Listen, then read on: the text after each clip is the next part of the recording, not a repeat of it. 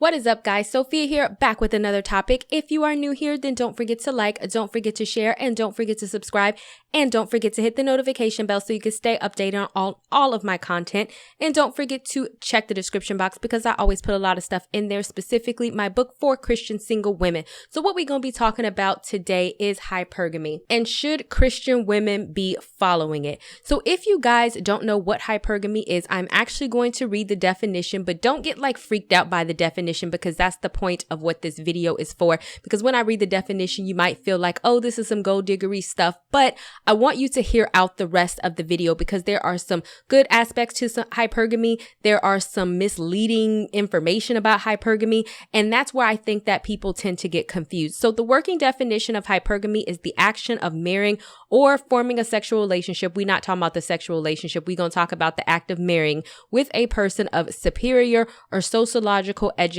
background. Since I am a faith-based channel, we're not sugar babies. That's not what we're aiming for, right?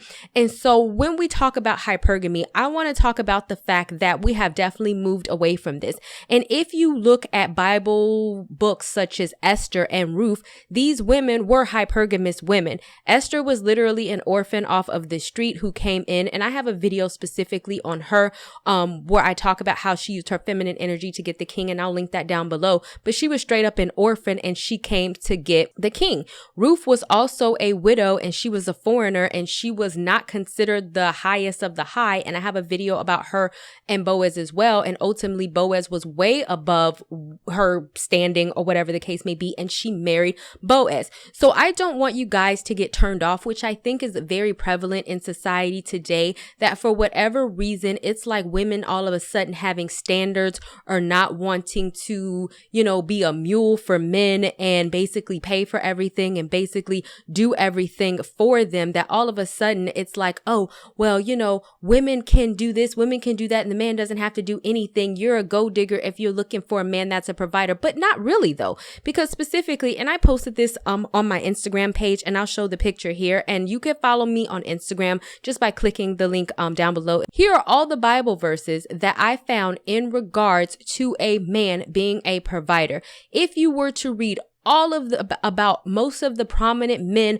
from David, from Joseph, from Jacob, then you will see that a lot of them were providers for their family. So I don't want us to think that, oh, because I want a man that is about something, who is motivated in life, that means I'm a gold digger. Because the fact of the matter is that a man who is really intelligent or motivated or who has integrity or who has purpose is not going to be not about anything, right? Because specifically what it says in Proverbs 22:29, do you see a man skillful in his work? He will stand before kings. He will not stand before obscure men. So basically what this means is that if a man is really about his business and he's skillful and he's doing whatever he's supposed to do as a man, then basically you're going to get a promotion. He's going to, be doing well in life. And once again, we have to stop shaming and make it seem like, oh, this is prosperity gospel, but it's not. Being able to provide for yourself, being able to provide for your family, and being able to, most importantly, work hard in order to provide for your family. There is nothing wrong with that. And then if we go to Proverbs 10:4-5, a slack hand causes poverty, but a hand of the diligent makes a man rich. And so I'm going to link down my video on does God want us to be prosperous, because in this I even talk about Solomon, who was like the richest king. And so we see that God does want us to be prosperous, but God does not want us to be lazy in our prosperity, meaning that he has no problem rewarding hard work, provided that you do it the right way, right? And so that's the kind of concept that I want you to have in regards to men, because I think in the Christian community, we can kind of see it as, oh, as a Christian woman, I don't deserve a man that, has money or who can provide or who works hard at his job. Or if my man doesn't want to do anything, then as a Christian woman, I need to go and work like a slave and do everything while he sits home at the couch, because this is what Christians do. Yeah, no, not really. Because if you read the Bible, you don't see men who are living off of their women. It's most of the time the opposite, where you see men providing for the women that they love or their wives and having the ability to do so. So that's what I want to kind of get into when I'm talking about my definition of hypergamy and are Christian women able to do it. We're not doing gold diggering. And I have a video on that in terms of are you gold digging or are you looking for a provider? We're looking for a provider. Think along the lines of Esther and Ruth, where they found men who were willing to marry them and then they were kind of elevated in the process, but they still was on their God-given path. They still were people, Esther won favor in everybody who saw her. She was still a woman of God, and so was Ruth. And so I do think that God wants to reward us with fulfilling relationships all the way around. And we as Christian women don't necessarily need to feel like, oh, I have to settle or I have to take care of a man, because this is a mentality that's running very rampant in the world today. And as Christian women, we don't need to be a part of that. So let's talk about some of what it is and what it is not. First, we are not using people. There is a lot of advice about hypergamy in the sense where it just makes it seem like, oh, you need to go out and find a rich man and forget love and you just need to live off of him. That's not what we're doing, right?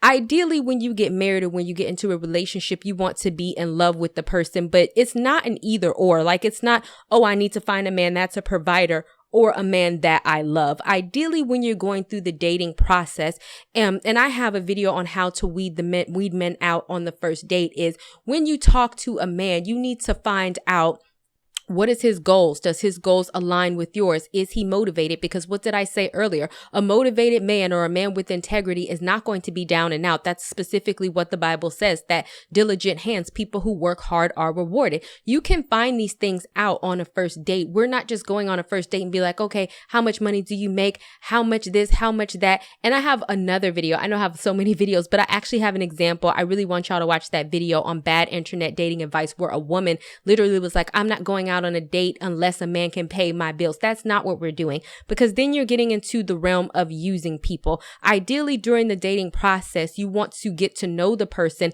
and also find out if they are able to provide for themselves and their life. And if they were to take you on as a wife, would they be able to provide as a husband, right? This is not, oh, I'm gonna just look for the highest bidder and forget getting to know them. As long as they have money in their wallet, then that's it. That's not what we're doing. Also, you need to be what you want to attract. I feel like also one of the bad dating advice in regards to hypergamy that I have seen in regards to the internet is that the only thing is that, oh, just go hang out somewhere and look nice and then you'll attract a good man. Once again, no, because when it comes to relationships, it also needs to be very mutual. You need to be able to offer something in the relationship and never feel like, oh, because I am a woman and men want me, that this is just simply enough in order for me to attract a provider, when it isn't. You have to really sit down and ask yourself. And I have a video on this because one girl asked me like, oh, a man broke up with me and what is it? And because he told me I ain't have my life together. And so I'll leave the video on that in case you're confused on what having your life together means. But really, you need to ask yourself, what do I have to offer? Would I want to marry me if I was a man? Is my life together, or am I just wanting a man so he can kind of rescue me from the poverty stricken or the life that I have run down into the ground that I absolutely hate, and now I need somebody to come bail me out? No, because then at that point, you're just becoming a burden to him. And once again, you're just using him and you don't have anything to offer. Even Esther, like I said in that video, she took a whole year of beauty and preparation before she went to go see the king. So really, what was she doing during that year? Getting beauty treatments. I'm sure she got treatments on how to act according to royal protocol. She got advice from the king's eunuch on how to impress the king, because really she also wanted to give something to the king, because there's a lot of beautiful women out there. And just because you are a woman and you have a vagina between your legs, it really doesn't mean anything if you don't have anything to offer, or at least you are not on the way to becoming what you want to attract. So if a man meets you and he starts starts talking to you, yeah, it can start with, oh, she has a pretty face, but then you can start by saying, oh, I have goals to run a business, or I currently run a business, or I am currently in college to be a nurse, or I am this. Something should be happening where you have something going on for yourselves, because that's the type of thing that men get attracted to. And I actually have a real life story on this. Way back when I was dating a man and he was looking for a wife, but I just wasn't that person for him. I won't go into that. But even when we were talking, and he was a lot older, but this is one of the mature things that I had respected about him, is that's exactly what he said, is he was like, hey, what do you want to do? What did you go to school for? What are your goals? And he had no issue, because he owned his own business. He built churches all around the world, and he had no issue being a provider to the right woman that he felt he was willing to invest in emotionally. That's not just even financially, but he felt like, oh, wow, having this person around and her being about something will actually add value onto my life. You can't just be like, oh, I'm a woman and now I want to attract a hypergamous man and I look good enough and that's it. Which brings me to my next point. You need to be about something more than looks when it comes to men who are providers, because really, women, we can get into this argument about, oh, there's no good men or blah, blah, blah. In reality, there are a lot of bad men, but I think there are a lot of good men too. And with that being said, the good men can have their pick of women. You can feel however you want to feel about it. But if you think that simply because I'm the prettiest one in the group and that is enough in order for me to get the best possible man who is about his business and about his purpose, then you're going to have a rude awakening, because beautiful women come a dime a dozen. Either they're born that way, or women nowadays, they will buy themselves to look like that. So don't think that, oh, because I look pretty, and I have seen this advice go around in regards to hypergamy a lot. Oh, just be pretty. Don't have anything to say. Be mysterious. All of that is bad advice, because really, how is a man getting to know you? How is he determining if this person is worth continuing my life with as far as relationships and ultimately a marriage, if you just feel like, oh, he just wants a trophy wife? Are there some men out there that want a trophy wife? Yes, but that is not the type of man that you want. And if you read Proverbs 31, I have a video on this as well. When we talk about the woman, it says that she is a businesswoman. Her husband has full confidence that she can run her life, the household, that she is intelligent, and that she is worthy. What it does not say is that she sits there and looks pretty all day and she is a trophy wife, and that is enough to catch. And even when you read Proverbs 31, it talks about the type of man that he is that he is a high-ranking person. He sits among, important people. So if that's the type of person that you want to catch, don't think that you sitting there, whispering in a voice. That's the hypergamy advice that they give. Whispering in a voice like this. Whispering in a voice is going to be sexy enough, and that's going to be good enough to really get a good man, because good men don't look for that. They look for women who can add value onto their lives.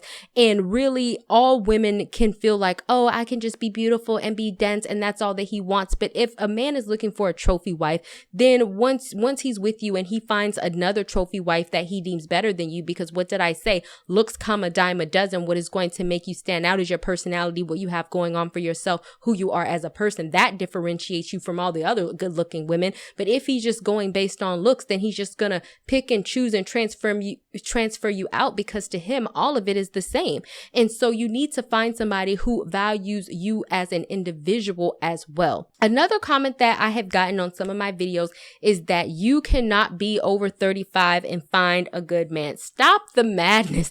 I don't know where we get this from, and I promise you, and even there might be some men coming on here once they hear this part of the video and leave some crazy comments, because they do it all the time.